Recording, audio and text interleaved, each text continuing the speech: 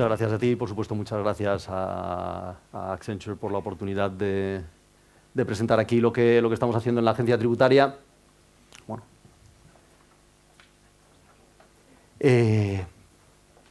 básicamente lo que bueno, voy a empezar comentando que nada, hace 15 días volví de China y me sorprendió algo, y es que yo cada año que voy, como dice un amigo mío, son años de perro, que quiere decir que cada 7 años suyos son un año nuestro. Que al revés, cada año suyo son 7 años nuestros.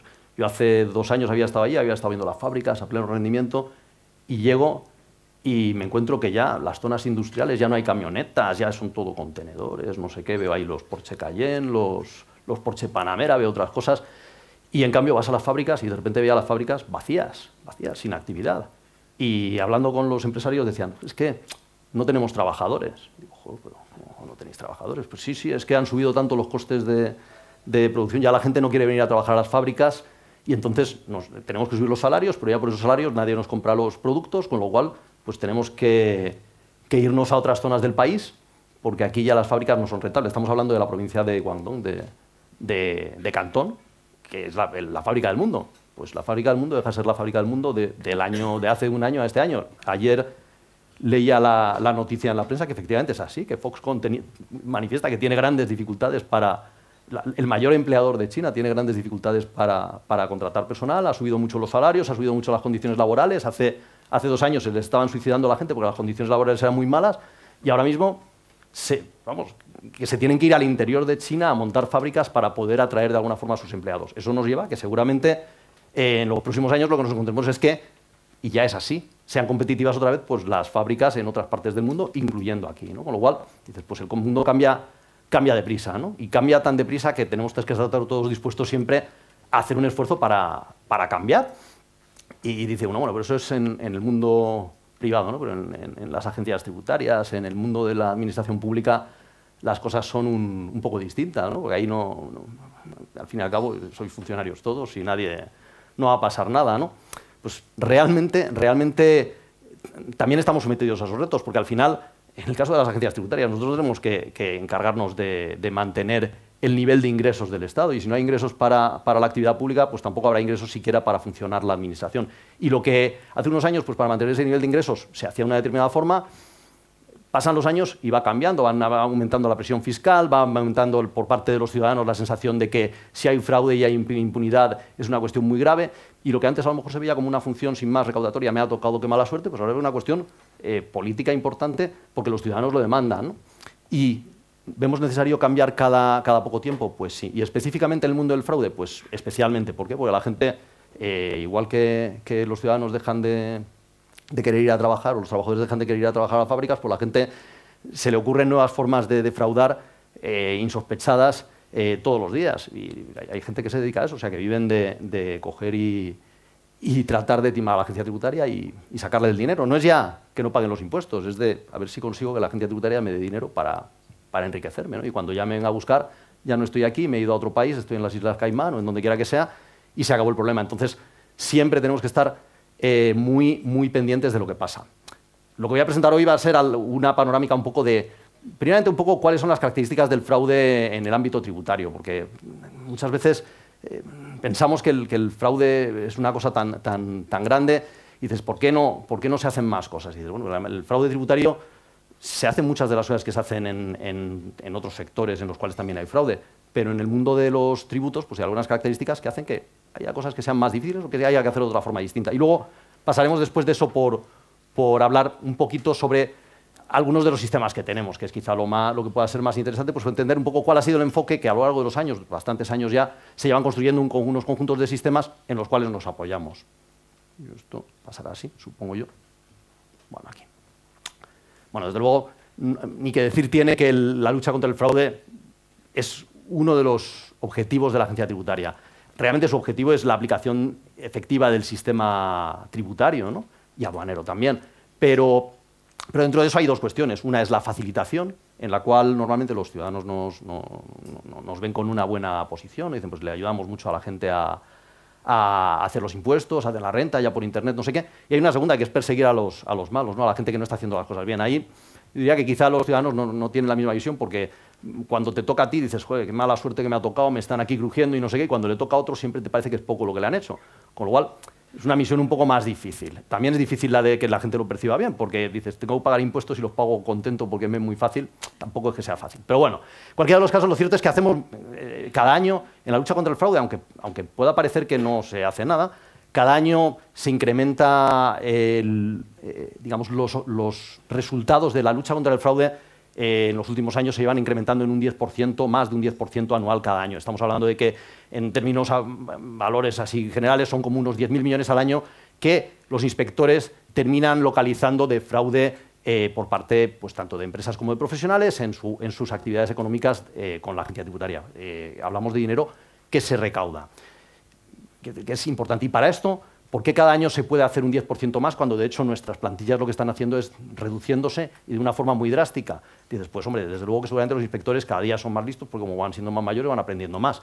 Pero, indudablemente, también tenemos mejores sistemas y es cierto que cada año disponen de mejores tecnologías, disponen de más información, disponen de formas mejores de hacer las cosas. Y esas cosas que pueden utilizar son las que les permiten pues, ser más eficientes y obtener este incremento en el fraude localizado, pese a que la actividad económica está disminuyendo. Creo que me he ido para atrás. Por entrar un poco, la verdad que lo suelo contar y no puedo evitar hacerlo una vez más, espero que por hablar un poco cuál es el modelo con el cual uno suele pensar en sistemas de análisis en general para la lucha contra el fraude. En este caso, pues uno suele, no sé si habrá un puntero, pero da igual, uno suele pensar en que al final lo que hace es observar la realidad, observa los datos y dice, bueno, pues aquí veo lo que se produce en la actividad, la que sea, en un tema de tarjetas de créditos, de llamada telefónica, de seguros, de lo que uno quiera, ve la realidad y ve los casos fraudulentos. Entonces, con esos casos fraudulentos, digamos que trata de ver cuáles son sus características y entonces, a partir de ahí, infiere unos determinados modelos, ¿no? Y dice, bueno, pues me saco un modelo porque los casos de fraude que tengo, que los sé, son estos y soy capaz de, a partir de estos casos, inferir cuáles son sus características para meterlo en un análisis de los datos, normalmente con motores de reglas o con otro tipo de historias, y a partir de ahí generar alertas y localizar otros casos de fraude similares a los que se habían producido. Eso además te permite una detección temprana, actúas sobre esas alertas, sobre la realidad, porque al final dices, bueno, cada caso de estos que encuentras haces algún tipo de acción y a partir de ahí observas luego la realidad si esto que estás haciendo te produce resultados o no, ¿no? Los problemas que nosotros tenemos es que este modelo que podría ser aplicable pues, no es del todo perfecto para nuestra organización. La primera de todas es que nosotros del fraude nos enteramos a medias nada más. ¿Qué quiere decir a medias nada más? Que el que no ha declarado algo, si es economía sumergida, si no lo declaró, nunca a través de nuestra contabilidad vamos a llegar a saber que esa operación no se produjo. Eso normalmente, también tenemos ocasiones en las cuales determinados tipos de fraude sí que nos enteramos. Pongamos el caso de nosotros hacemos muchas devoluciones, ¿no? a contribuyentes. Los contribuyentes declaran impuestos, han pagado anticipadamente y nos reclaman la devolución y nosotros lo devolvemos a sus cuentas corrientes. Hay un tipo de fraude, desde luego, que ha afectado en algunos países también. Simplemente la gente hace una suplantación de identidad y al final pide una devolución a nombre suyo en una cuenta suya de otra persona. Para esos sistemas, este tipo de modelo que había mencionado anteriormente, en el cual pues, al final tú observas los casos, te es muy fácil, porque tú te vas a enterar siempre que a alguien no se le ha hecho la devolución, porque ya se encargará el ciudadano de decirte, oye, que no me han devuelto, de verdad, que te lo acredito, ¿no? Entonces vas a buscar y dices, pues ahí está la cuenta en la que pagamos, vamos a buscar, ya hemos llegado tarde, el tío se ha llevado el dinero. Pero esos casos para nosotros no es lo que no se considera que ese sea el fraude tributario. El fraude tributario es el tío que cogió y pidió una devolución que no le correspondía porque decía que tenía una actividad económica en la cual estaba perdiendo dinero y realmente lo estaba ganando, ¿no? Pero la primera es muy fácil de detectar, la segunda es un poco más difícil. Pero es que la segunda no es que sea más difícil de detectar, es que si nadie nos lo dice, tenemos que ser nosotros los que lleguemos a inferir que se ha producido. Si no lo detectamos, jamás tendremos esos nuevos casos de fraude. Por eso, en ese modelo, esta vía de mirar los casos que se han producido, que no los tenemos todos, no sirve a medias y realmente tenemos que pensar en observar simplemente de los datos, hacer inferencias y tratar de localizar cuestiones que tendremos que investigar para ver si son fraudulentas o no. Y a partir de ahí ver lo que son falsos o positivos, lo que son casos de fraude, para inferir modelos que nos sirvan para retroalimentar nuestro sistema. La segunda de las cuestiones es que nuestras operaciones son heterogéneas. ¿Qué quiero decir con que son heterogéneas? Pues tenemos una infinidad de sistemas distintos. Pongamos, simplemente las declaraciones. Si uno considera las declaraciones, pues hay más de 100 modelos distintos. Los modelos, el modelo que estamos más acostumbrados es el modelo de la renta, que tiene centenares de casillas. Cada contribuyente tiene su propia configuración de renta, que decir que unos tienen un tema de unos alquileres, otros no los tienen, otros tienen no sé cuál. Y todas esas realidades, que son muy diferentes, son, como digo, heterogéneas, y es difícil a la hora de construir un modelo, hacer un modelo con tantísimas variables. Ya digo, tenemos renta, pero tenemos sociedades, tenemos IVA, tenemos las devoluciones, tenemos una realidad, vamos a decir, relativamente compleja, con lo cual los modelos no son tan sencillos como un modelo en el cual tú dices, pues mira, un tema de, lo que decía antes, un tema de devoluciones, pues mira, es que al final lo que tengo que detectar es cuando las cuentas corrientes, cuando me piden más de 5 devoluciones a una cuenta corriente, pues le pongo una regla para cortarla. Pues no, eso sirve para eso, pero no sirve para pensar si alguien en el conjunto de las 7 u 8 declaraciones mensuales que está haciendo algún tipo de vinculación especial con otra empresa para transferirle determinados gastos a otra empresa y decir que esa empresa está teniendo beneficios o pérdidas, ¿no? Por otra parte, además, muchas de las alertas que se producen en nuestros sistemas requieren una investigación detallada. ¿Qué quiero decir con eso? Pues quiero decir que no es evidente, incluso detectado un caso de fraude, que uno sepa qué hacer con él. Y pongo el caso siempre del vecino, ¿no? Dijo, es que yo tengo un vecino que tiene un taller y va al taller y el tío da las facturas sin IVA y, joder, vamos, que no da factura y el tío ¿cómo no van a por él? ¿Cómo no van a por él? Y dices, pero que ir a por él no es tan sencillo como ir a por él, porque tú vas a por él y el tío pues, te dice, no, si yo las doy todas con IVA. Ahora demuestra que el tío no hace factura a sus clientes. Te quedas ahí en la puerta esperando que vayan entrando los clientes y los registras a la salida, por si le han dado factura o no le han dado factura. No es tan fácil, tienes que ir a su contabilidad, tienes que acreditar que tiene ingresos de los cuales que no puede explicar de dónde se han producido, pero esos ingresos, bueno, tienes que ser capaz de localizarlos. No es en absoluto evidente. Y al final dices, ¿y cuánto me ha costado mandar un inspector al tío que tenía el taller? ¿Cuánto me ha costado? Porque a lo mejor me ha costado tener un inspector allí un mes mirándole al tío para sacarle una parte de lo que el tío no estaba declarando y al final esa parte de lo que el tío no estaba declarando es pequeña, ¿no? Entonces, realmente no es que sea inmediato el que tú detectes un caso y la cosa se acabe allí, no, tú lo tienes que mirar. Y eso, nuevamente, ¿qué es lo que te obliga? Pues a que tu análisis de los modelos de la realidad se te haga todavía más complejo, porque es que ni siquiera las alertas que tú descubres sabes si son alertas o no, a veces hasta años más tarde. Y hasta años más tarde, porque el procedimiento es muy complejo. Entonces, es muy garantista, como la administración te coge y si al final no pagas, coge y te mete el dinero en la cuenta, y bien lo sabe mucha gente, te coge te mete el dinero en la cuenta y te la embarga, pues, joder, pero antes de embargarte, la administración ha dado 500 millones de vueltas, es decir, te lo ha comunicado, te lo ha notificado, te ha dado la oportunidad de poder hacer alegaciones. A su vez, a esas alegaciones, la gente, cuando estamos hablando de dineros importantes, pues lo judicializa, se va a los juzgados, las cosas tardan muchas veces años y es así, porque si no, la administración, que tiene unos poderes muy, muy grandes sobre el propio ciudadano, pues podría estar tentada de hacer las cosas de una forma poco elegante, ¿no? Yo siempre pongo el caso, y es así, que las compañías telefónicas pues lo tienen mucho más fácil, o de gas o de lo que sea, si detectan cualquier tipo de fraude, pues inmediatamente te cortan. Luego ya preguntan, oye, que yo estoy pagando, pues nada, te vuelven a dar el servicio y ya está. Pero dentro te han cortado, no es que por si acaso con la tarjeta de crédito, no, es que habíamos detectado con una operación muy rara desde las Islas Caimán y usted no va nunca, y por si acaso, pero nosotros no, ese por si acaso no nos sirve, nosotros tenemos que investigarlo, le comunicamos al tío, le damos la oportunidad de que el tío diga, no, pues es que mis razones son estas, procedimiento que es completamente distinto.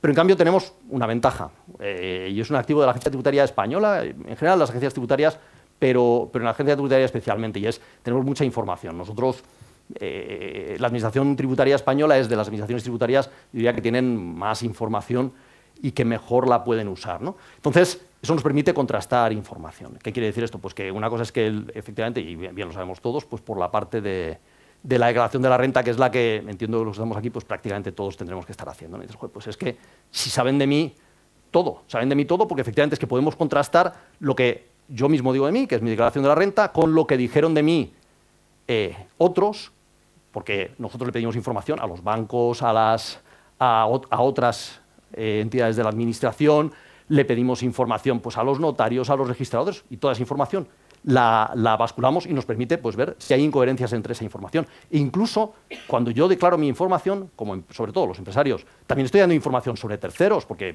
si declaro mis operaciones de IVA, pues estoy diciendo que he tenido una transacción económica con un segundo y de ese segundo doy la información suficiente. Cuando estoy dando la información de ese segundo, evidentemente nosotros tenemos la capacidad, y así lo hacemos, de contrastar que esa información que yo di sobre ese segundo coincide con la información que ese segundo dio sobre sí mismo. Claro, eso es lo que hablamos de contrastes, ¿no? Y eso pues es quizá el instrumento más potente que tenemos para la lucha contra el fraude. Porque en un mundo ideal, si cogiéramos toda la información de todas las transacciones económicas y toda la cruzáramos entre sí, dices, pues nadie estaría dejando de declarar una actividad económica, salvo que los dos se pusieran de acuerdo, lo cual también puede pasar. En cualquier caso, eso lo que nos configura, como vemos en el dibujillo este, pues es que ciertamente la parte de los contrastes es muy fuerte dentro de lo que es nuestro análisis de los datos de la realidad. Por otra parte, ¿esto qué nos lleva? Pues a que tengamos, si queremos verlo así, una doble dimensión, todo lo anterior. Y una es lo que llamamos control extensivo y otra es el control intensivo. Cuando hablamos del control extensivo estamos hablando básicamente del análisis que se hace automatizado para el conjunto de todos los contribuyentes. Cuando las cosas se pueden automatizar, lo automatizamos y así lo hacemos, y además siempre estamos en un proceso de automatización. Como digo, nuestros efectivos están disminuyendo año tras año y es realmente importante para nosotros el automatizar su actividad. Pero no siempre es automatizable. ¿Cuándo es automatizable? La renta. Siempre es el mismo ejemplo, o el más visible, ¿no? Dices, la declaración de la renta, tú haces tu declaración y al final primero te mandan los datos y puedes hasta hacer el borrador. Pero independientemente de que datos o incluso confirmes el borrador, si tú haces una declaración de la renta y la haces mal, bien porque te hayas equivocado, bien porque quieras hacer algún tipo de operación que no está dentro de las normales, pues evidentemente tenemos sistemas de filtros, sistemas de reglas que dicen, oye, usted, pero si está diciéndome usted simplemente que su base imponible no coincide con la suma de no sé cuánto y con no sé qué, por favor, regularice esta situación o justifique por qué lo está haciendo así, ¿no? Tenemos información de que usted ha hecho tal cosa, recibe uno la carta en unos términos a veces difíciles de entender, porque el lenguaje jurídico es difícil de entender, pero una carta en la cual le dicen que regularice. Pues mala suerte y te ha tocado. Y a todos a todos aplican este tipo de sistemas de control extensivo. Estos sistemas no llevan una gran carga administrativa, pero en cambio, el problema está en que eso se puede hacer, pues lo que digo, una declaración de la renta, para muchísimas operaciones, pero una gran empresa, incluso una mediana empresa, incluso pequeñas empresas, lo que decía antes de lo de las facturas del que tiene local, es que alguien que dice que su local tiene 60 metros, o va alguien a mirar el local, o no hay manera de saber si el local mide 60 metros o mide 100 metros. No hay datos. No es verdad que no hay datos, porque también lo cruzamos si tenemos información para cruzarlo con la información del catastro, que a lo mejor pues, podemos llegar a tener esa información. Pero si no tienes esa información, o dice, tengo 2 empleados, pues o alguien va a mirar si tiene 2 empleados, ya sea la autoridad fiscal o la autoridad de trabajo, o no sabe si ahí trabajan 2 o trabajan 16, ¿no? Entonces, ¿qué es lo que sucede? Para esos casos, tampoco puedes mandar un inspector a todos los locales a mirar cuántos trabajadores hay, porque la agencia tributaria es pequeña y la actividad económica es muy grande en el conjunto de la sociedad. Entonces dices, pues ¿qué se hace? Se seleccionan los que son más probables de hacer fraude y a ellos es a los que se les coge y se les investiga, ¿no? Y esos son lo que típicamente la gente entiende con la inspección. Me han inspeccionado. Con las inspecciones que llegan, realmente ha habido unos órganos centralizados y descentralizados de selección que, utilizando herramientas que ahora vamos a ver, deciden qué contribuyentes son más propensos al fraude, que cumplen las condiciones que se consideran que son pues, más fáciles de que produzcan un tipo de fraude que más daño haga a la administración o a la sociedad en su conjunto, y a partir de ahí pues, se le mandan inspecciones. Entonces, el día que te cargan en plan, pues ya te notifican y aparecen ahí los inspectores y después se va usted a enterar porque lo va a ver usted lo que ha estado haciendo ahora se lo vamos a hacer nosotros a usted. Bueno, pues por lo menos le piden los datos. Y normalmente lo cierto es que se acierta, es decir, que se selecciona bien y normalmente hay resultados en buena parte de las actuaciones de inspección. Bueno, pues quizá porque se selecciona bien, también quizá en parte porque hay mucha gente que comete fraude, no lo sé cuál de las dos. Pero desde luego lo cierto es que muchas de las actuaciones producen resultados. Entrando ya en lo que son nuestros sistemas, aquí hay una panorámica realmente yo creo que desde ahí casi ni se verá, pero un poco lo que trataba de transmitir con esta idea es que si vemos abajo serían los sistemas, vamos a decir, de gestión, y hacia arriba vamos hablando de sistemas con más inteligencia. Y en la dimensión, en el eje X, pues estamos hablando del tiempo, ¿no? Entonces lo que vemos es que a lo largo de los años, al principio, ya desde los primeros años de creación de la agencia tributaria, había determinados sistemas, vamos a decirlo, de analítica, que han estado allí encima. Hablamos de un sistema que se llama Contesta, muy antiguo, Zújar, que oiremos hablar de él luego también. Ya estaban encima de la mesa, pero en los últimos años pues ha habido ciertamente iba a decir una explosión, quizás es mucho decir, pero ha habido un esfuerzo importante por hacer más sistemas en la parte más analítica, en la parte más de análisis de información. ¿Por qué? Pues porque, por una parte, porque la realidad cada vez se vuelve más compleja. Por otra parte, cada vez tenemos más datos. Y, en tercer lugar, porque la tecnología también nos permite más. Ciertamente, lo que se hacía en los años 90, bueno, había un reto tecnológico porque no se podía llegar. Ahora hablamos de Big Data y es una cuestión normal, pero hace 20 años pues era una cosa muy difícil, había que hacerlo con muchísimas restricciones, ¿no? Entonces, ciertamente ahí tenemos una explosión de sistemas y de demandas por parte de nuestra organización de estos sistemas. Y mientras tanto, en la parte, vamos a decir, de gestión, pues también hemos ido teniendo un cierto crecimiento. Por entrar ya en nuestros sistemas, porque si no, se nos va a pasar más tiempo del que debiéramos, hablaremos del primero de todos, Zújar. Zújar nos da la visión, si queremos entenderlo, de que cuando nosotros tenemos la información, ¿qué hacemos con ella? Se la imputamos a un contribuyente. Típicamente, y eso es una de las razones del éxito y también de las limitaciones de la agencia tributaria. Realmente nosotros la información, normalmente somos capaces de buscar quién es la persona a la cual le corresponde, ¿no? Dices, pues este pago es de este a este. Este ingreso es de esta persona. Y la información que no corresponde a personas, hay veces que corresponde a un inmueble, ¿no? Yo tengo un inmueble, pero al final este inmueble normalmente está vinculado a una persona. Y hemos hecho crecer un sistema en el cual la persona es el eje y alrededor de ese eje tenemos muchísimas informaciones, ¿no? Y podemos ver, pues lo que digo, el detalle de una información de un contribuyente o todos los inmuebles o incluso lo que hablamos de la consulta individual, que es el conjunto de todas las informaciones de todos los contribuyentes. Pero esto, si lo vemos aquí, para selecciono un contribuyente y miro todo esto y digo, con las TES. Y ahora esas TES empieza a entrar en cada una para ver qué es lo que hizo con el IVA, con las sociedades, tiene 6 declaraciones de IVA en las cuales no sé qué. Esto es una locura, pero esto es la visión operacional de nuestro sistema. Claro, aquí vemos. Cuando uno trata de seleccionar qué contribuyentes están haciendo fraude, necesita verlos todos. Entonces, para verlos todos, ¿qué les damos? Pues nos dijeron, joder, lo más fácil, es que no entendemos, hay unos sistemas muy complicados, nosotros entendemos el Excel. Pues un Excel muy grande, donde al final lo que tienes es, en cada una de las filas, cada uno de los contribuyentes, y en las columnas tienes pues decenas de miles de informaciones de cada uno de los contribuyentes. Tenemos otras tablas, pero esa es la tabla principal. Claro, piensas, bueno, en un Excel no le cabe porque en el PC no. Pues nada, le hacemos un PC más gordo, vamos a decirlo así, que es nuestro sistema, y en este sistema nuestro lo que hacemos es montarle un sistema analítico en el cual él tiene acceso a la información de todos los contribuyentes, todas las informaciones. Estamos hablando de miles de millones de informaciones, de decenas de miles de millones de informaciones, donde para contribuyente tienes todas las dimensiones de lo que le ha podido pasar. Eso al final es Zújar, que es un sistema analítico que al final, ¿qué es lo que sucede? Pues que tiene, pues yo qué sé, pues ahí está medio billón de celdas, por decir, bueno, pues muchas, en cualquiera de los casos. Y eso requiere, evidentemente, potencia de proceso, requiere hacer las cosas de una determinada forma. Como vemos, no se trata de esto. Entonces, ¿qué es Zújar? Zújar es la herramienta, es este Excel gigante en el cual el contribuyente puede ver eso. Pero en este Excel, ¿qué puede hacer? Al final, bueno, ¿qué hace con esto? Pues lo que hace es, desde luego, lo primero dice, bueno, pues puede ver lo que quiera. Digo, lo que quiera, desde todas las informaciones, en el vuelo decide cómo quiere verlo, pero decide cómo lo quiero agrupar, ¿no? Yo quiero quedarme cómo lo quiere filtrar. Quiero quedarme con los de Andalucía, que se compraron un coche el año pasado y el coche era de más de 100.000 euros y, sin embargo, no declaraban renta. Y dices, joder, pues posiblemente son malos, ¿no? Pues no, porque lo miras, yo como ya he hecho la prueba, dices, pues eran empresas, coño, dices, joder, de alquiler de vehículos, dices, joder, y además se compraban cientos, dices, joder, pues nada, que no sean empresas, pues ya dices, joder, y estos ya son personas físicas. Lo que quieras, lo haces en el vuelo con un tiempo de respuesta de segundos. ¿Qué hay detrás de este sistema? Básicamente hay un desarrollo cliente que se ha desarrollado internamente, que es la primera versión de Zújar, ya lo vean, era del año 93.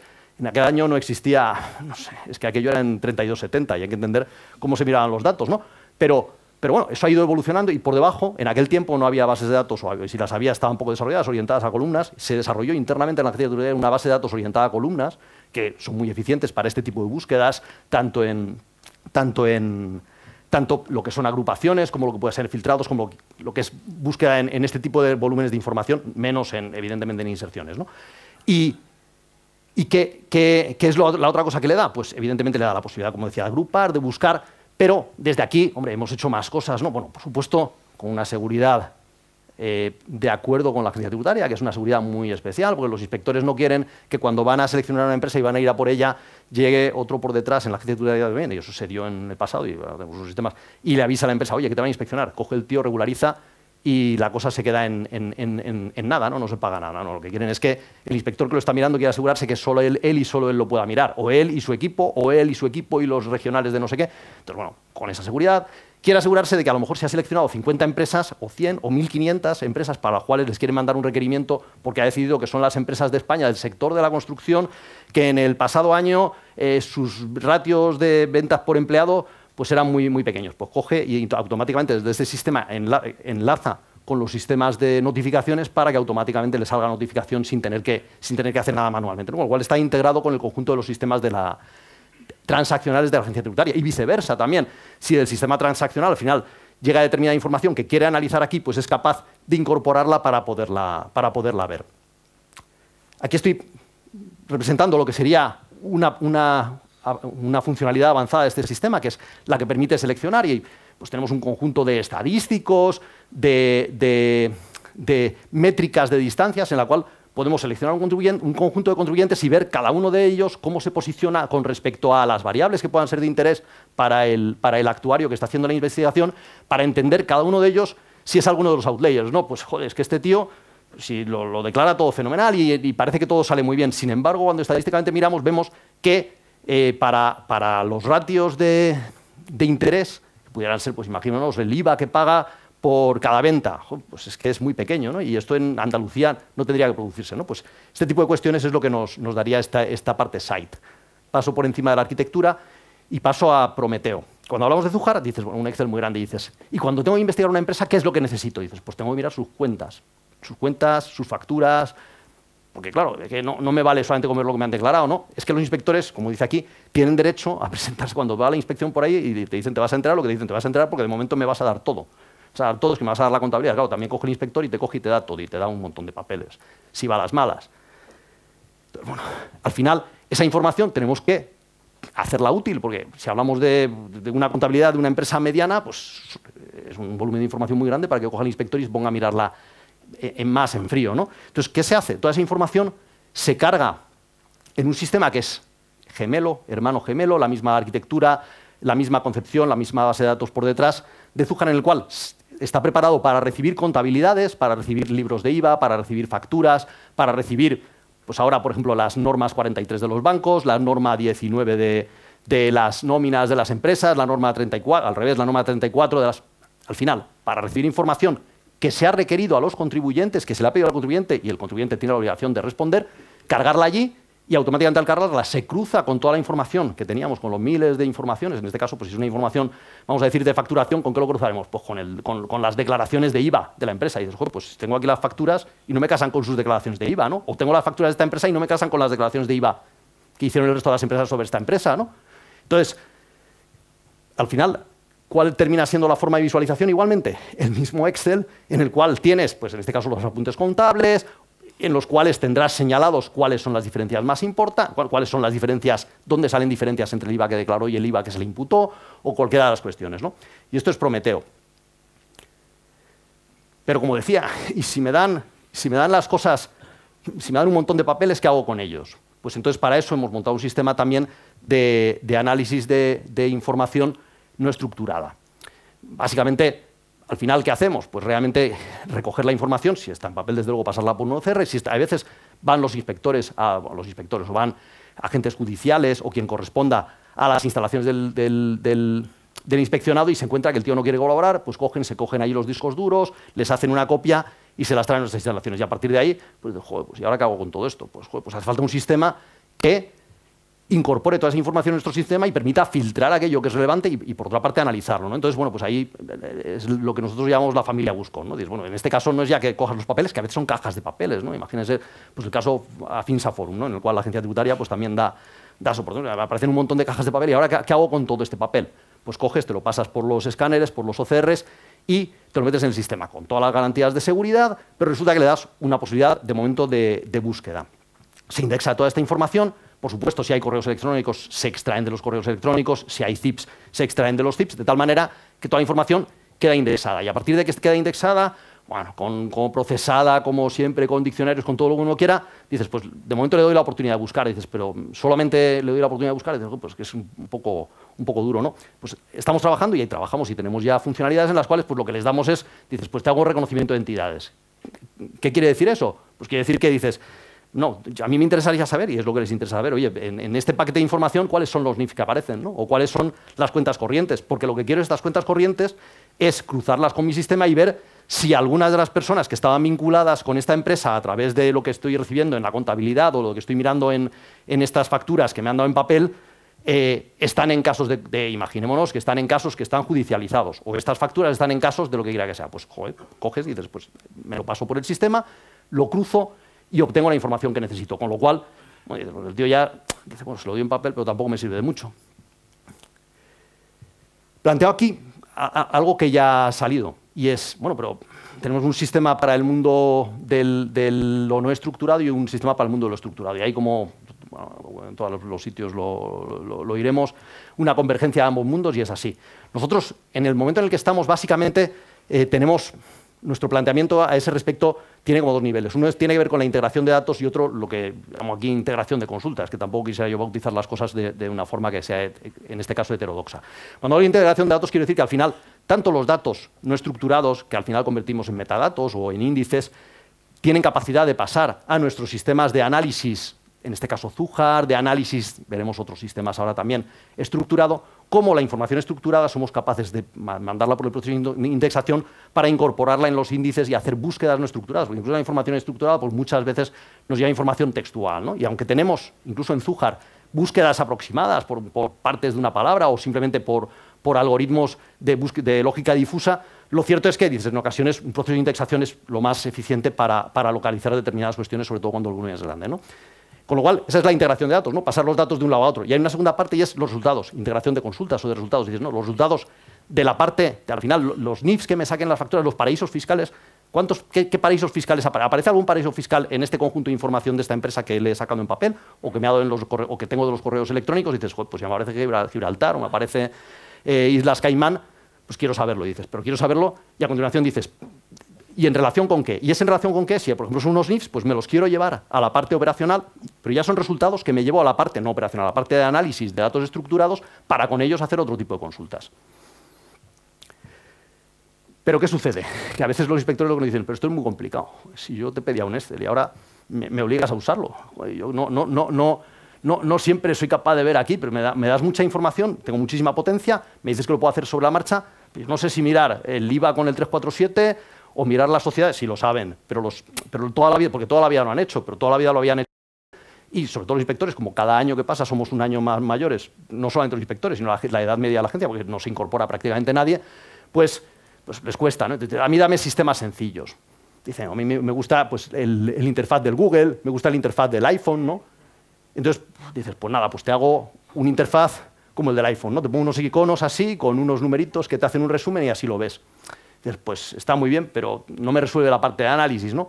Entonces, esta interfaz, de todas maneras, bueno, algún día hablaremos sobre él un poco más, porque realmente les es importante, ellos quieren tener todo en un escritorio, quieren tener todo a la mano porque ellos están en una empresa y dicen, a mí no me vuelvas loco, yo quiero mi actividad, y nuestro menú tiene, ya han visto la pantalla de las TES, pero aparte de la pantalla de las TES, nuestro menú tiene miles de opciones, todas están accesibles a todos, se vuelven locos, nos pedían esto. Pero realmente lo que nos pedían es esto otro, que es Infonor, que es un proyecto que al final no deja de ser lo digo siempre que lo presento, es verdad, un generador de informes, no es más. ¿Qué es? Un generador de informes que básicamente coge la información de Zuhar, de la herramienta que hemos visto antes, y les permite configurarla con condiciones, con reglas, de una forma muy fácil para extraer. Pero ¿qué es lo que sucede? Que alguien les define el Infonor, vamos a decir, de riesgo recaudatorio. ¿Qué es un Infonor de riesgo recaudatorio? Es un informe de riesgo recaudatorio de una empresa que alguien ha definido y dice, mira, pues los riesgos de una empresa son pues que el tío, imaginémonos, tenga una deuda muy alta, por una parte, y además queremos saber, si tiene una deuda muy alta, pues queremos saber pues, todos los activos que tiene, y además queremos saber si sus socios tienen otro tipo de activos, o los coches que tienen, o las cuentas corrientes, queremos ver las deudas que otros tienen, y eso se puede mirar en el sistema, pero claro, tienes que ir mirando en el sistema, agrupar, buscar no sé qué, aquí configuro cuál es la información que quiero y me saco un informe de 20, 30 páginas, las que quiera, donde lo personalizo por la empresa, por lo que me dé la gana, ¿no? Y vuelvo a decir, es un generador de informes. Pero ellos lo ven como el paradigma del análisis de sangre, ¿no? Dices, a mí no me obligas a hacer la prueba de los glóbulos rojos, ¿no? Y luego la prueba de los glóbulos blancos. Y me dices que sí, tengo un laboratorio muy bueno y aquí, pues no. A mí me das un papelito, me pones unos asteriscos, me pones en rojo, como ven aquí, las informaciones de las cosas que resaltan realmente lo que es importante y dices, aquí pone, bueno, no sé muy bien, contrastes básicos. Y lo que está diciendo ahí probablemente es que el 3, 4, 7 no coincide o que determinadas operaciones, las operaciones más grandes en las cuales no están declaradas por terceros. Y dices, pues si estas operaciones no las han declarado por terceros, alguna razón habrá y habrá que explicarlo, ¿no?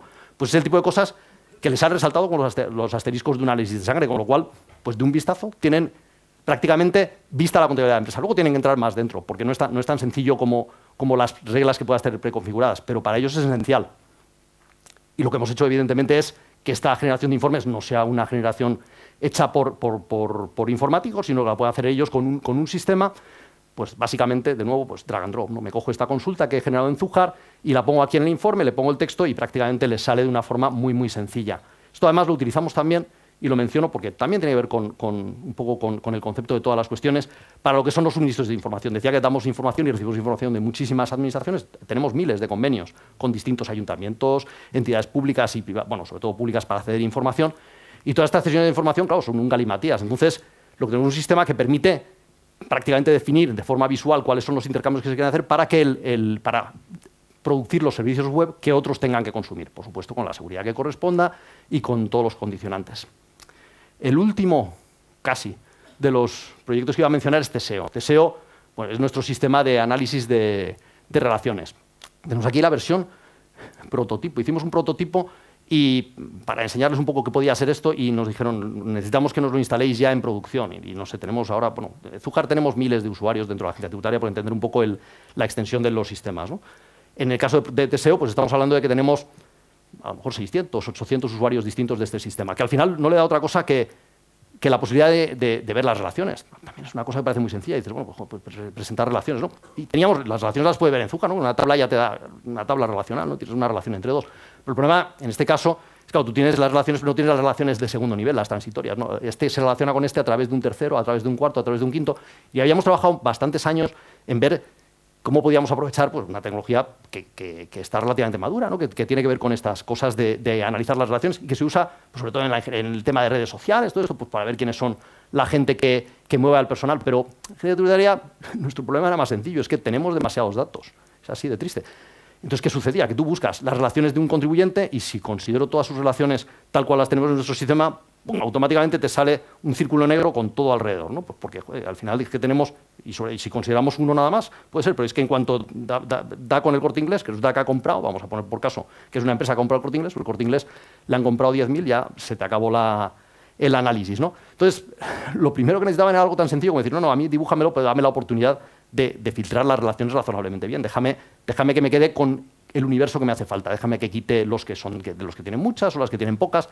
Y luego, evidentemente, ¿qué cosas nos piden a partir de ahí? Pues no, cosas que parecerían evidentes que tendríamos, ¿no? Y dices, dame los familiares de este, ¿no? Y los familiares de este dices, joder, pues hombre, los que están relacionados en la renta son evidentes, pero las relaciones de segundo nivel, dices, no las tengo en ninguna tabla, no las puedo buscar. Cuando las busco, tengo que entrar primeramente y luego ya entrar en cada uno de los que estaban relacionados para mirar cuáles son las suyas. Pues es una bobada, pero es el tipo de cosas de utilidad inmediata.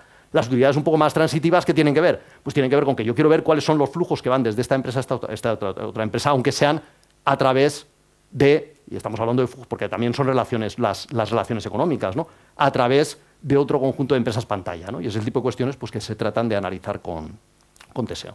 Y ya por terminar, comentar qué nos planteamos. Entonces, como modelo de innovación, lo que nos planteamos es algo que está aquí representado de una forma muy sencilla, y es que tenemos herramientas corporativas, de las cuales menciono unas cuantas, como Zujar, el Buscón, Tramitador, que son herramientas incluso de gestión, ¿no? Y esas, digamos, las tenemos muy claras, sabemos hacia dónde vamos, tenemos los requisitos muy claros. Frente a eso, bueno, y estas se apoyan evidentemente en nuestros sistemas y también obtienen información, evidentemente, de fuentes abiertas de Internet, de lo cual pues, no hemos hablado hasta ahora casi nada, algo mencionaremos. Pero por otra parte, es cierto que en el mundo pues, hay muchas oportunidades y hay muchas herramientas específicas para hacer muchas cosas. Entonces, nuestra visión es que la forma en la que pensamos que podemos avanzar más deprisa y aprovechar las oportunidades que nos dan las herramientas específicas es precisamente intentar bascular también sobre los usuarios y sobre estas herramientas. ¿Para qué? Para que los usuarios se expongan a estas herramientas, vean cuál puede ser su uso, pero tal cual están. Adoptar una herramienta para nosotros es costoso, hacerla corporativa es costoso porque tenemos que adaptar los interfaces, tenemos que adaptar la seguridad. Básicamente son esas dos cosas, pero ambas cosas, y a veces adaptar nuestros sistemas, ¿no? para que puedan caber dentro de nuestros sistemas. Entonces eso es complejo y a veces son proyectos muy, muy costosos. Pero previamente a hacer eso, lo primero es decir, mira, en un entorno más aislado en el cual la seguridad es limitada, en la cual los interfaces son los que da la herramienta, si tú, usuario, eres capaz de ver un proyecto de valor, hacemos un piloto, lo evaluamos y si da valor, a continuación hacemos lo que hacemos el modelo de adopción corporativa, que ya es incorporarlo en nuestro sistema. Y bueno, y aquí lo dejo porque ya me he pasado muchísimo el tiempo. Muchas gracias.